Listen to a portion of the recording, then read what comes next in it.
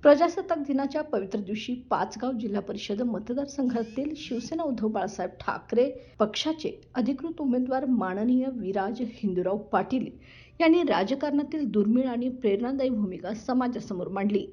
सत्तेचा उपभोग नव्हे तर समाज ऋण फेडण्याचा संकल्प त्यांनी जाहीर केलाय.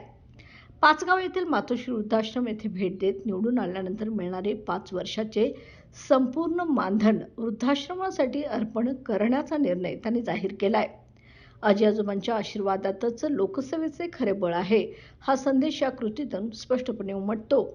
राजकारण म्हणजे केवळ घोषणा नाही, तर कृतीतून विश्वास निर्माण करण्याची प्रक्रिया आहे, हे विराज पाटील यांनी दाखवून दिले. घरफाळा 50% कमी करणे आणि पाचगावचा पाणी प्रश्न कायमस्वरूपी सोडवण्याचा निर्धारही त्यांनी यावेळी पुन्हा अधोरेखित केलाय. निवडणूक प्रचाराच्या कोलाहलात पद नको सेवा हवी ही भूमिका क्वचितच दिसते. मात्र या निर्णयामुळे समाजातील ज्येष्ठ नागरिकांपासून सामान्य मतदारांपर्यंत एक सकारात्मक संदेश गेला आहे. राजकारणातील विश्वास हरवत चाललेल्या काळात अशी उदाहरणे आता लोकशाहीसाठी आश्वासक ठरत आहेत.